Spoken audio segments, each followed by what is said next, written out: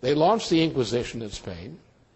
They were responsible in 1492 for the expulsion of Jews from Spain, which was the beginning of a period of religious warfare which continued until 1648, when the Peace of Westphalia ended religious warfare. Then Europe began to develop.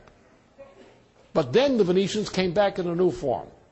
They came back in the form of Venetians would change their identity and move up to the north, into England and to the Netherlands. And there they would adopt Dutch names and Dutch peculiarities. Dykes and so on.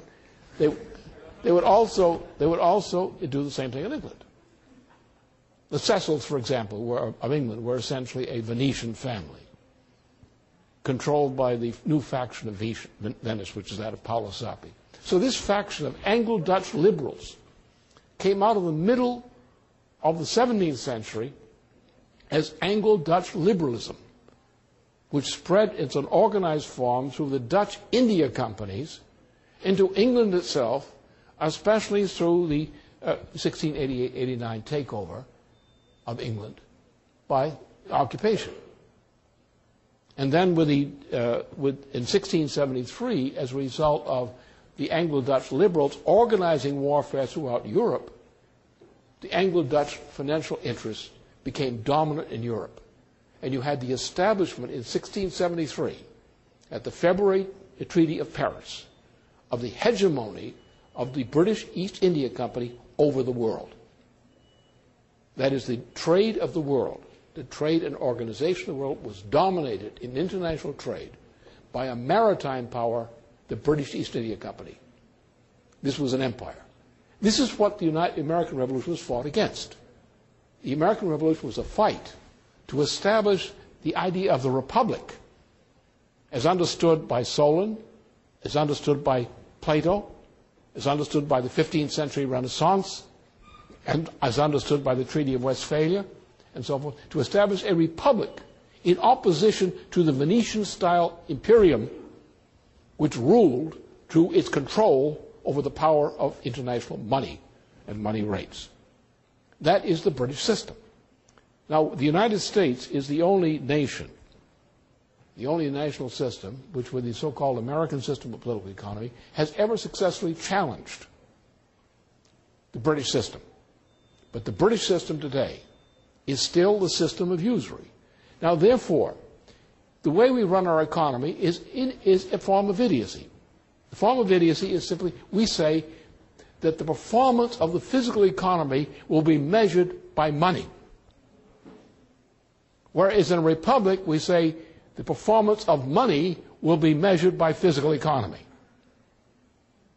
The performance of economy was measured by what does it mean in terms of the standard of living, the development of territory per capita and per square kilometer, the improvement of productivity, the education and cultural improvement of people through the opportunities for development. Then we look at money and we say, how do we run the money system, which is a necessary thing to have? How do we run the money system and manage it in such a way that the money system does not suck our blood, but the money system is used as a convenience in trade in order to promote trade and to promote investment? Now, this form of dealing with an international system, which was dominated by the Anglo-Dutch liberal philosophy, was what we lived under. We didn't defeat it entirely with the American Revolution. We set a precedent against it. It's called protectionism. How do we regulate money? By protectionism. How do we protect our production against cheap trade? We protect it. We encourage things, investments that are good, by being more generous in our tax rates on things that are useful to society and taxing more highly those things that are less useful. We promote investment in things we need. For example, 50% of a modern economy should be and is basic economic infrastructure, which has nothing to do with the market as such, directly. Indirectly, yes, but indirectly, no. What is it? It's public utilities. It's public education. It's water systems. It's public transportation. these kinds of things. 50% of a national economy that is healthy is based on infrastructure, which is largely long-term investment in improvement of territory and conditions of life. The other 50% is production, or services relative to production, which is private. So what you do is you regulate the economy to make sure that capital is flowing in through taxation and other mechanisms to provide the production and maintenance of 50% of the economy, which is in the public sector. It is in the public sector of the federal government, or the public sector of the state government, the public sector of the county government, or the municipal government. Like your local water system, your local police services, your educational systems, all these things. These are things which should be public expenditure. Now, some of these things can be franchised to private expenditures, what we do. For example, in a state, we used to create public utilities. A public utility would be, say, a power plant. Now you want the power plant. So the federal government or the state government intervenes, creates a facility, builds the power plant. Now it forms a corporation, which is a regulated corporation, as a public utility. And people can invest their savings in these public utilities, which have a generally guaranteed rate of stable return. So the public utility becomes an advantageous way of direct savings by people who buy bonds or in public utilities, or indirect savings through the banking system.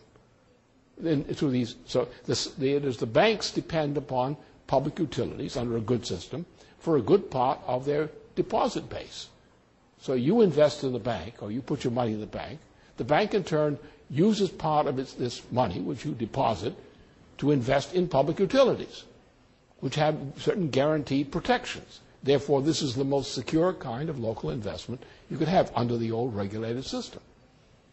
And we destroyed this. We said, we want free trade. We want to cut out things that are not essential to a local employer, which means no school system. We privatize the school system. We don't care about our population as a whole. We privatize the school system. We take elements which used to be public education, we privatize them. You want to get an education in a machine tool practice. Well, you don't used to get that in a secondary school. They took that away. You pay for it, whether you have the money or not. In the old days, we understood. We took a young kid out of a school population, whose family had no money to speak of, just getting by, couldn't afford anything, and we take this young guy and we put him in a machinist training program as part of his secondary education, and he came out of high school as a person with a skill and could go on to college with the basis of that skill under his belt, and probably would try to get into engineering or something like that based on that. So we understood the importance was to take people who may not have any money in terms of families, and to upgrade their productive potential. We invest in that. And we are rewarded for that because they develop skills. They make our industries possible. You want somebody to teach you how to put a bulb in a socket? You have to have an educated person these days. It's difficult to find. But that's what we did. So therefore, the way in a sane economy you measure the performance of money is the way the money system works or does not work to meet physical objectives. The physical objective is the improvement of the land area, the improvement of the condition and the health, welfare of the population, things like that.